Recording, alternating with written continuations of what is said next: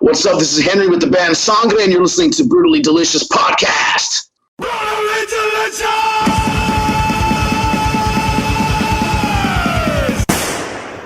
Hey, thanks for listening to the Thanks for listening. Bruce, We're starting over the podcast. before we started. Yeah, We're starting the podcast. We're not ending it. It's been a long day. Welcome to the Brutally Delicious Podcast. I'm Bruce, And my name is Chris. You may know me from such podcasts as the Brutally Delicious Podcast, episode 15. Right. Also, episode 17.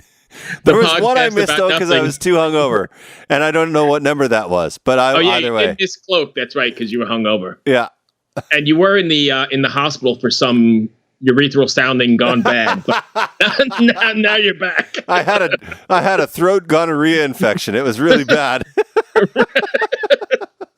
It was a urethral sounding mishap, but everything is good now, and we're back. So today we've got Henry Sanchez from Sangre, a super heavy band. I think all our bangers out there are gonna love it. I still think we got to do the Beavis and Butthead thing, where we listen to a metal track in headphones and we don't talk to each other, and we just record our reactions. Just record them without knowing what each other's saying. This is where their headbanging part is. Oh, fuck. That's funny. All right, I'm going to try and get him on Facebook here. If it doesn't work, I don't know. Dude, your boy is still sending messages. That is cracking me up. Henry, let's try and look him up here. Henry Sanchez.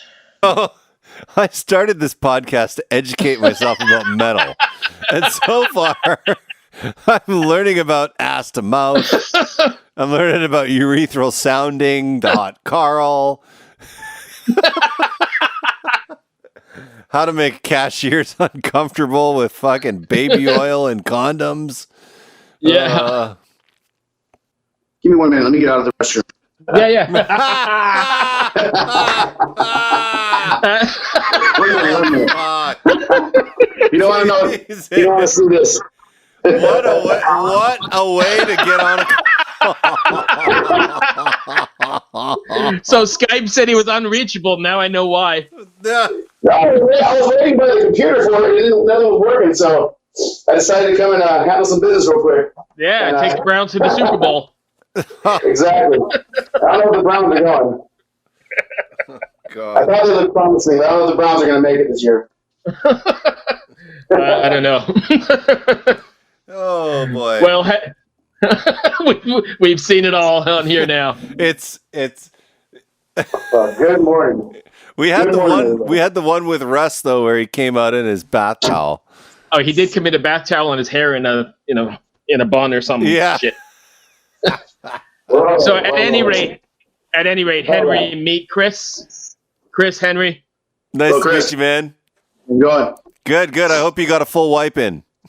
Oh, yeah. I didn't hear the water though. That's my problem. In there. I didn't hear any water though. That's my issue. I muted it real quick. All right. So we're all good. I'm be a little respectful. Thank Nice.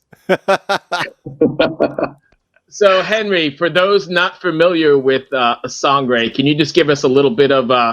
I know we were trying to describe you a little bit ago, and super heavy as fuck and brutal. But can you give us, in your own words, how would you describe Sangre?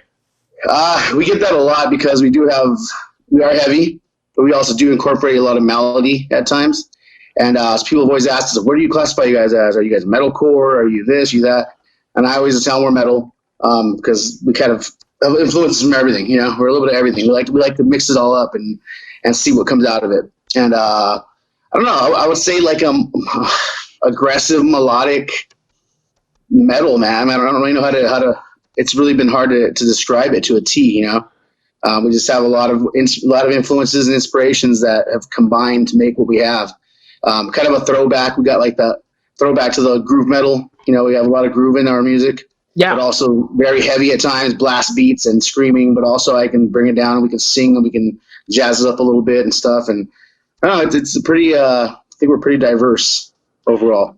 And you're not new at this. I mean, you guys have been doing this for what, like 10 or 15 years, right? 20. 20 years. So I stand corrected. Did you ever imagine you'd still be out there playing this kind of aggressive stuff? I've always wanted to. I always dreamed of doing it, for that long, doing the things that we're accomplishing now. It's been a long road, of course. Sure.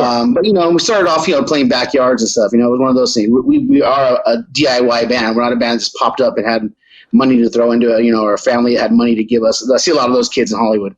Their family has money just to fucking throw into their, here you go, here's your band, son, here's your trailer and your van. Right. And, I get it. They want to keep their kids on a positive track, keep them away from gangs and drugs or whatever. But us, we worked from the ground up. We started a band. We played in the backyards for a couple of years, played all the local dive bars, and then made our way into Hollywood. That's where it's all at. The magic's at. And for those of you who couldn't see his eye roll, that was beautiful. The beautiful people, right? Now, but from there, and from there, just kept playing and hitting every bar and club across the country, and eventually made our way into Mexico, into the motherland, and played some shows out there, and then got the opportunity to play Bloodstock in the UK last 2018. Oh, wow. Wow. Nice. And then this past May, we just did a full European tour. Well, most of Europe, I don't say full, but Western Europe, the UK again, France, Belgium, Germany, Italy, Czech Republic, Austria, Switzerland, like pretty good stretch. That must have been fun. Yeah, it was great, and it was just like, even though, we're not some huge band, we've always progressed forward. We always move forward, and it's like baby steps, but I always look at it this way, like at least we're moving forward. I've seen so many bands come and go over the years that never left the local bar scene. And I mean, some really good bands. There's bands that are a lot better than our band out there, but they just don't have the motivation or the direction to actually make anything happen. They have great talent. There's a lot of talent there. There's always a lot of talent, but you need that extra drive and you need a little bit of luck. And, it's just that's what's been on our side is we've always been motivated to like keep pushing forward and keep creating and evolving and trying new things. We're not afraid to like step outside the box and push our own envelopes. Yeah. I had a manager and his saying used to be, talent doesn't sign contracts. Oh yeah. Yeah. And talent doesn't talent doesn't book gigs. Only hard work does all of those things. Unless you have a really good manager that can do all that for you and you're just sitting back and just being the talent. Which, it does happen. It happens too. You see that in Hollywood as well. A lot of guys who, just have talent and they have someone who sees a vision. All the pretty boys, We're not the pretty boys. I don't fall into that category. I fall into fat, old white guy. No one wants to sign me. Actually, that's my Instagram handle, old fat metal guy. Yeah, I saw that. That's funny. That's totally me. I'm a big fan of the DIY. I worked with Joey Keithley from DOA. I don't know if you know the band DOA. They are DOA. They're from the name. They're from Vancouver, but they're pretty big North America wise. Okay. They're like a punk band, but they really follow the DIY stuff, and they're quite like they play festivals all over the world doing it. And his whole theory was, why do I want a record label? I don't need it. And he they're going to take some of your money. Yeah, and he just worked his ass off until the point, he's doing like 30th anniversary tours, and it was all done by him and the band. It was unbelievable. Yeah, I mean, that's pretty much how I've done it all these years. Basically acting like as the manager. Yeah. I had a guy, Sean Ahos, who basically taught me how to be a manager. He went to UCLA and he got some degrees in like business management and stuff like that, and kind of like showed me the way. It was like my Yoda, and booking you are, he was like trying to get you to, show me, put me on that path, and I just took it and ran with it. I've always been a very DIY guy too. I mean, I've had a job since I was 9 years old at delivering newspapers. Started out delivering newspapers and always just kind of was on the grind since I was a kid. Right, I got to interrupt you for a second. Sorry, we do that here. We're kind of rude and obnoxious. We're I listened to a couple of your podcasts already. So when you were delivering newspapers, did you go around collecting, like at the end of the day, with the little book, or was it? I think I did it every week or every once a month. Either once a month or once a week. I would go around. Now it's all now it's all done online. But I remember the days you'd knock on the door and go, "Hey, collecting," and then they'd give you that, and then like a tip or something, right? Yeah, I get candies and sodas. Yeah. I had a lot of old ladies on my routes. A lot of little old ladies that would just come out and give me a little bag of like hard candy and like, "Oh, here you go, sweetie," and it was cool, man. I mean, it made me who I am today. I think doing that, being out there, seeing like, I mean, my mom wasn't. It was a single mother household. She didn't really have a lot of money. She worked her ass off to raise us, but there was things I wanted. I didn't want to wear the Payless shoes. Right, you got to get out there and get them. Yeah, I wanted a Nintendo, and she couldn't afford to give me a Nintendo, and I was like, shit, well, what am I going to do? I got a newspaper out, and all my money went to my Nintendo, my wrestling figures. I love wrestling. I still love wrestling. Who's your favorite wrestler? Favorite wrestler of all time? Sure. It's hard, man. It's hard. I mean, I'd have to say like a top 5. Okay, Flair's there because he's one of the best of all time. He's the best of all time, probably. Taker, because Taker's iconic. I loved Taker growing up. Bret Hart was one of my favorite wrestlers growing up too. Just his technical skills and just his attitude. This one's kind of a wild one, but Sid Vicious. I love Sid Vicious. This big guy who just came and kicked ass. I mean, he was a little sloppy at times and a little psycho. Hence the word, but he was badass. And then from there, I think modern era, you got to look at like a Stone Cold Steve Austin. I mean, that guy. Right. Too bad he had his neck broken. He could have probably even been bigger than he is. I mean, he actually became more iconic not wrestling because of all his catchphrases and all that stuff. Yeah. So the only reason I asked that, I know we're going down a weird rabbit hole. All right, go ahead. I got a story for you. So Bret Hart. I have one too. So Bret Hart is a Canadian, Alberta. More specifically, which is where I was born and used to live before I moved to Virginia.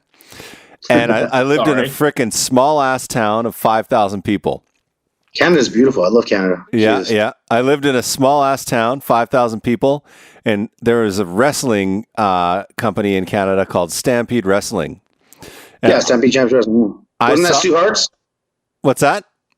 Wasn't that Stu Hart's Federation originally or no? I don't know, but I saw Bret Hart in a high school gym wrestle. Oh, okay, yeah. Before I believe that was Bret's dad's thing before back in the day. It might have been, but I saw him in a high school gym with like 300 people. That's great. It was crazy. And then like years later, he's like with the WWF, which is now the WWE or whatever. Yeah. But it was like he was like miles ahead of everyone else that was there. He was like doing backflips off the rope, and it was nuts. Yeah. All right, so now I'm going to tell my story because you rudely interrupted me. The reason I asked is because I have super fond memories of growing up in the same house as my grandparents. My grandfather lived upstairs, and he used to watch that stuff on UHF when it was in black and white. And you could hear him laughing a mile away. But his favorite wrestler was Mr. Fuji. Remember that guy? Oh, yeah. Became a manager. Yeah. And he did Demolition and a bunch of other groups. But his thing was like, I know this has nothing to do with Sangre, so I'm sorry. But he used to like reach into his his waistband and throw salt into people's eyes and then kick their ass. Yeah. That was his thing. Well, we used to throw tortillas off the stage. Oh, really? It's kind of a segue. Wow. That's a segue. Tortillas off the stage. I don't know. We got the idea one time to like just get these. We're like thinking of this fan interaction stuff, and we get these little corn tortillas, and we had a stencil that said Sangre, and we spray paint the tortillas, and we played Rockstar Mayhem Festival 2010. We're opening for the Jägermeister stage. We used to be a sponsored band by Jägermeister back when Jägermeister used to sponsor bands. We played the Jägermeister stage opening up for like Hatebreed, Chimera, Shadows Fall, and the headliner was Korn, I think Rob Zombie and Lamb of God. So anyways, we go out there and we're like, let's make this memorable, and we just like started chucking. We had some friends on stage with us too. We started just like, basically like frisbeeing tortillas out into the crowd. Nice. And to this day, I'll meet someone randomly somewhere and be like, "Hey, you're in that band, right? Sangre?" Yeah. Dude, I remember those tortillas. Nice. And I'm like, that was the stupidest shit. It was like one of the stupidest things we ever did. It was just like a funny thing to do, and like people remember us for it. And it's like, is that a good thing or a bad thing? But now were the tortillas raw or cooked? Oh no, raw. But people would eat them. All stenciled. I see guys picking them up out of the air and fucking munching on them. And I'm like, nice. This is the second food off the stage story. Today, we just did an interview with, I don't even remember who it was, about an hour and a half ago, and they were throwing peanut butter sandwiches with no jelly off the stage. Oh God! You'd be all cotton mouth, like trying to eat those things. Yeah. His rationalization was that they were doing it so you wouldn't get too drunk; it would absorb the alcohol. But I still think. But they also made them on stage. That was the other thing. They were like, in the middle of the song, they were making peanut butter sandwiches and throwing them out into the audience. You can't make this shit up, man. We started getting fans telling us, you should do full-on burritos, man. You should bring your own meat and make burritos on stage. Like, just because I'm Mexican, I've got to make burritos for you too? Yeah, I don't know. I'm not comfortable with the whole I'm Mexican, I got to make burritos and stuff. But that's funny. I mean, come on now. 2019, you're triggering me, man. Calm down. I want to pull a race card real quick. Hey, but let me tell you another. Okay, this is kind of similar. I don't want to go into race, but it's funny. Whatever. We don't care. Okay, I don't know if you guys are familiar with Florida. Have you been to Florida? Oh yeah. I lived in St. Pete for a bunch of years. Okay, we played in Jacksonville, Gainesville, a few places out there, and we felt so much racism. But it wasn't like negative. It was like, this is just the way they talk. And we pulled up at a venue in Gainesville. I can't remember the name of the place. But we pulled up early. Got there early during the day. And we had our van and our trailer. And we're sitting around waiting. And these guys are looking at us. They're like, what's going on? We're like, we're waiting for the show to open, this venue to open. We're like, we thought you guys were the gardeners. Oh, shit. No. They're we saw the trailer. We figured there was like lawnmowers in there. It's like, nice. That's fucking brutal, man. Welcome to Florida, brother. I've only ever been to South Florida, like Miami, Fort Lauderdale. Yeah. I've never been to other parts of Florida, but I hear everyone always tells me, don't go to Florida. I never understand why, but I lived in St. Pete, and it was beautiful, and it was fine, and I'm sure you find assholes everywhere, but. Oh yeah. No. I mean, that wasn't even an asshole. I think they were, like I said, I think they were just being honest. I don't feel. I didn't feel like, oh my God, I'm so pissed off. These guys are racist, because I'm Mexican. I must be mowing a lawn. It was just more of it was just funny. Yeah. Like, you don't strike me as somebody who's one of these oversensitive guys anyway. So. No. I'm thinking you could roll with it. I can watch chick flicks and cry. That's oversensitive, but not like. Sure. Right. You know what? My girlfriend, my wife made me watch Dirty Dancing for the first time in my life the other day. Oh, wow. Wait a second. How could you watch that 40 years after it's been out? Because I refused to watch it. And she's like, you've never watched it? Oh, my God. So she made me pay to rent the stupid thing.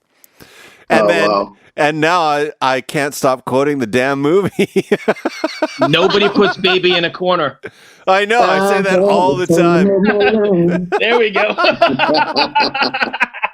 I haven't seen that movie in a long time, but yeah, I've seen it. Oh, wow. Sorry, Henry. This thing goes. Titanic in its entirety. I will not watch that movie in its entirety. Titanic. I've seen it. Not for me. I watched it, I think, once when I was a kid, like when it first came out, and I just was like, what the fuck is this? And I just, no. So, are you not watching it because you don't like the movie or because you're afraid you're going to bawl by the end? Sorry, I don't want to put the brutal. I might admit to liking it. I might admit to liking it and then hate myself afterwards. I don't know. Right. When it came out, I went with the girl, and I was really just trying to, get with the girl. Putting the popcorn over your crotch area, like there we popcorn. go. Extra Oh my there, God! They forgot to put popcorn in this bag. I did not say that. It's 2019. Yeah. Hey. Hashtag me too. Careful. Right. Be careful of everything, Henry. I'm sorry. This podcast is like all over the place, but this is let's get back on track. We always tell people. This is a podcast that's kind of like Howard Stern meets Seinfeld. And it's more about nothing. It's about nothing, and we're a bit crazy. But it's a way for people to get to know the band so that they have a deeper connection with the artist than just like the average, like, what does your name mean? What's your favorite song? Where you're... Yeah, I just feel that I've got like 3 interviews where I had to answer those questions. And then it's like, sitting around like Peter, like, Yeah. We've been doing this a while, and we got tired of asking them. So I know you get tired of answering them. So we just try and be funny and kind of like be creative. Come on, give me something creative, Yeah, we just try and be funny and ridiculous. And in the That's same awesome. token, people get a chance to learn about you or whatever. So thanks yeah. for putting up with us. But Oh, so no what are worries. you guys working on now? You guys got anything new coming out? We actually have a new album coming out December 13th. Oh, wow. It's been done for a minute, but we kind of pushed it back, just trying to get everything finalized. And now we're working with Tag Publicity. That's our PR firm. Right. We were kind of trying to figure that out too, which way we're going to go with it. 'Cause we've released stuff on our own in the past, and it feels like it comes out the gate swinging and it's good. Then like your stretch is only so far. Yeah. Facebook, Instagram, social media, YouTube, it only goes so far. The algorithms aren't really in our favor, so like it's hard to like even get your name out there. So we're like, you know what? Let's try a different approach. Let's hire a publicist, someone that can put it out there a little further and see what we can do with it. And so far, we've been getting a lot of reviews. We dropped a video called Death March. Mm-hmm. We dropped that the 16th. I don't remember exactly the day. We just dropped it recently. It's on our YouTube channel right now, Sangre Official. But it's called Death March, and it's a song about it's about basically life, living your life, working your ass off, and you're kind of just surviving, especially in this day and age where things are so expensive, the cost of living versus living wages. Oh, yeah. And there's actually a phenomenon in Japan where people are killing themselves and dying from overworking, exhaustion, overworking, depression, fatigue, and it's nuts because I do see that here too. I mean, I don't see the death rate with it, but you're seeing people myself personally, I feel it. There's times where I'm going, dude, I've been working my ass off. Yeah. And at the end of the day, you pay your bills and you're still kind of behind, and you're still, I have 3 kids, I have 3 daughters, and it's like, girls aren't cheap. And, Right. it's like one of those things where like, I can go on tour and come back with some money, and that money goes quick, and then working a regular 9 to 5 job. I mean, I'm blessed to be able to do that. So it's great to be able to go out and play music and get paid for it. But I mean, it's still not making, we're not Metallica. We're not, making millions of dollars, hundreds of thousands of dollars. So it's hard. I know a lot of people face it. So that video the song was about that. And then the video we shot, the guy who was producing it wanted to hire actors and this and that. And I was like, you know what, let's do it ourselves. He's like, what? I was like, not that we're just trying to cut costs, which we were, but at the same time, why not do it ourselves? Like, I've always been into acting. I was in like choir and like theater stuff back when I was younger. And I've always been an aspiring musician and actor. I was like, let's just do it. It'll be fun. And basically the 4 of us are in different settings. One guy's like stressed out and he's just drinking his sorrows away and looking at his overdue bills. The other guy's in the bathroom with a loading a gun, like looking in the mirror at himself, like just depressed. The other guy's outside sweeping, and then I come up as the boss in the suit and tie, and I'm yelling at him about, you're doing a shitty job. Then I kick over his trash can, and then like at the end of the video, though, the big reveal is, okay, they're all depressed. I'm the asshole, but then I go sit in my car as I'm getting ready to leave, and then I pull out my eviction notice, and it's kind of like, oh shit, okay, well that guy. It's kind of show you that no matter what position you're in life, like everyone's got their issues, everyone's struggling, and especially if you're not that 1%, everybody's struggling. So I don't know. I think it was a very well thought out song and video, and I enjoy it, and people seem to like it. So we're getting a lot of views on that. But the album will be out December 13th. It's called Más Fuerte que la Muerte, which in Spanish means stronger than death. And I think the theory behind that is when we started writing this album, it was like, let's make a cohesive album. Everything we've done in the past kind of always been like we have this song, we have that song, we're going to put them together on an album. Or we wrote this song 3 years ago, but we still like it, and we wrote this song the other day. We're just going to put them together. And this time we said, no, we're going to sit down and we're going to write this album out as one. We want to, it's going to be different. Every song has its own identity, but we want it to all be cohesive. So every song on this album pretty much deals with death, and not in a negative way, but just it's part of life. We're all going to die. Everybody dies, whether it's from drug addiction, which is a song called Pharmacon, which is about the opioid crisis and pharmaceutical drugs. Death March, which is the living thing, and there's a song called 43. It's all in Spanish, and that song's about 43 students who were mysteriously vanished. They were protesting the government, and they mysteriously vanished. Now they're finding up these mass graves in Mexico, and they find out it's a government conspiracy. Wow. And so everything we wrote about was about death. But at the end of the day, it's kind of like, yes, but we're here to leave a legacy. We're stronger than death, because no matter, we're all going to die, but we're stronger than death because we can create music, we can create memories, we can create all these things that are going to live on past our deaths. So to me, I feel like we may die one day, our body dies, but our legacy lives on. What we've created lives on. People can listen to these songs 50 years down the road when I'm dead and buried or something. And they'll still be relevant.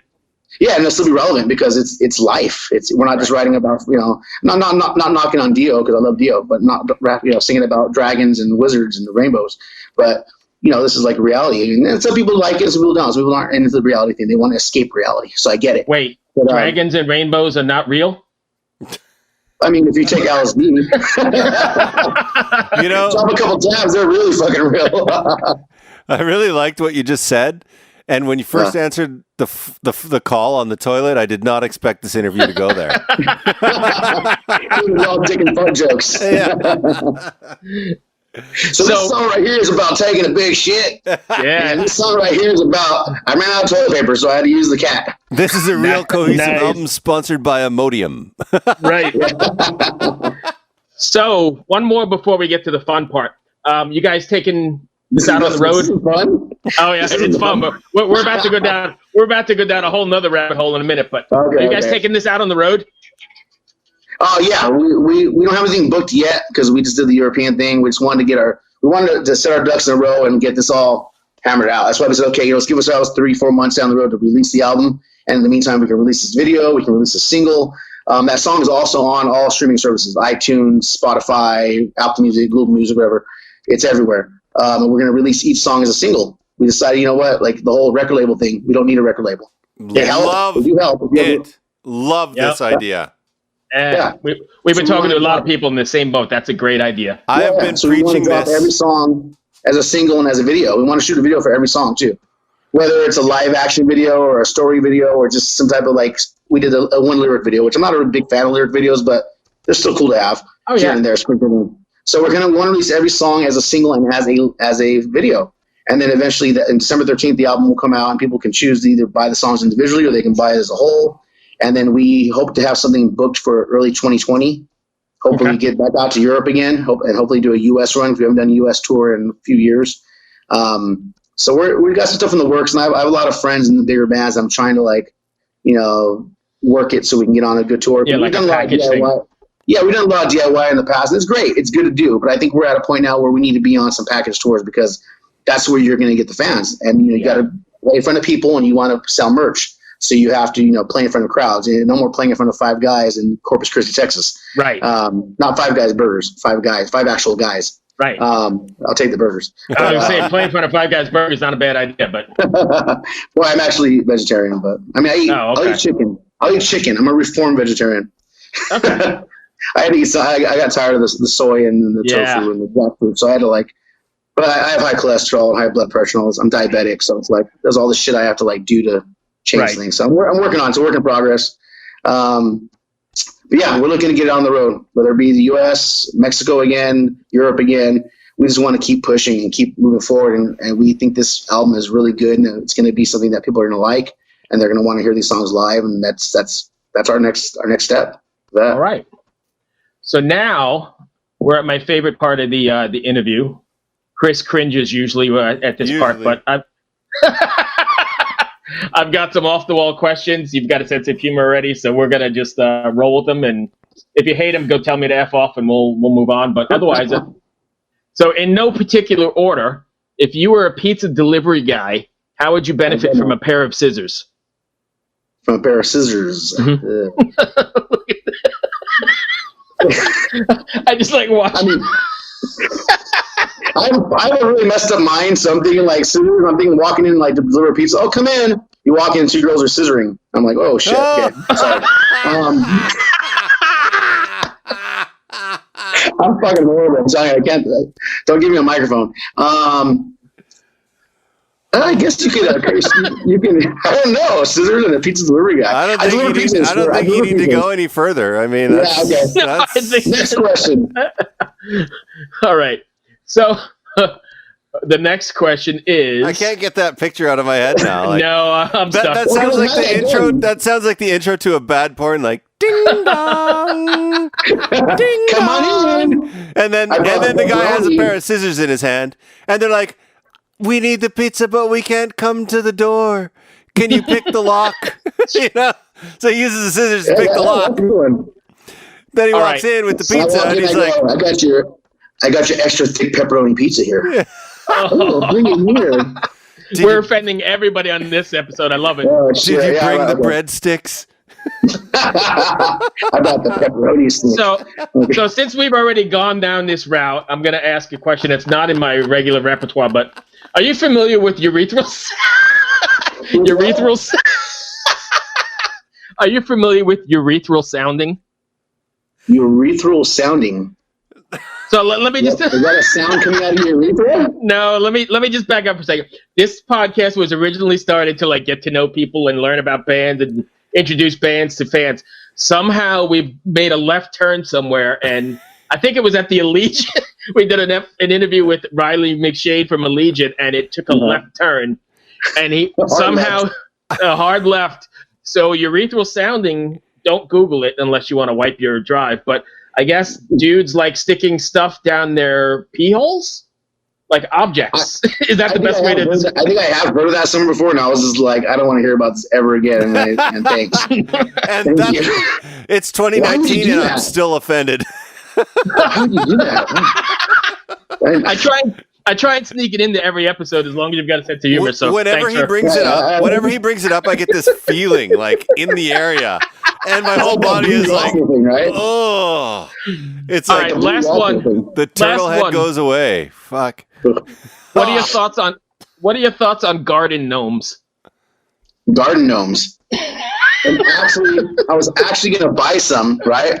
Because we recently did our garden. Well, my wife and daughters did the garden, and they wanted to get some garden stuff.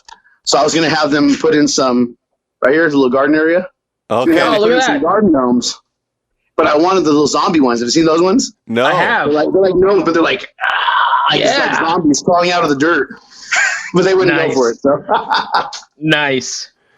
So I'm not against it. I mean, I'm not like a big gnome fan, but I mean. But you're I'm not okay with against it. I'm okay with it. Yeah. This is Henry with the band Sangre, and you're listening to our song Death March right here on Brutally Delicious.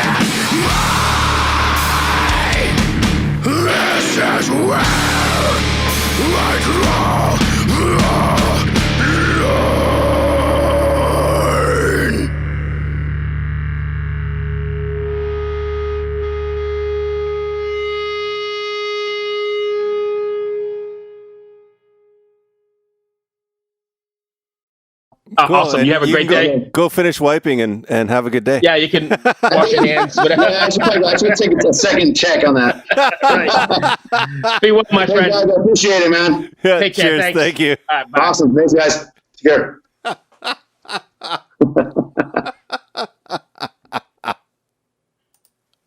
was a good one, too. Oh my god. My god, that went right off the rails as soon as he answered the call. I love it. That's the kind of stuff I like. Well, let's end this. I got to go study for my test, and then tomorrow we'll meet up at, 10 to 3 for Tom Kiefer? You got it. All right, man. Thanks for listening. Go check out Sangre, and I guess if you made it this far and you're still listening, thanks again, and keep it metal. Always metal. Talk to you soon. All right, man. Next week. Hello out there. Yes, hello out there, everyone. I'm Hal Schwartz. And I'm Flynn McLean. Together we host None But the Brave, a podcast dedicated to the music and career of Bruce Springsteen. Bruce and E Street Band are on tour right now for the first time in 6 years, and we're taking a detailed look at what's happening on stage in our bi-weekly episodes. We've also been recently joined by some very exciting guests, including rock journalist Warren Zanes and Stephen Hayden, Backstreet's Magazine founder Charles Cross, and Barstool's Kirk Minahan. If you're a diehard Springsteen fan, this is the show for you. So please subscribe to None But the Brave on your favorite podcasting platform, and we hope to see you further on up the road. Thank you so much. We'll be seeing you.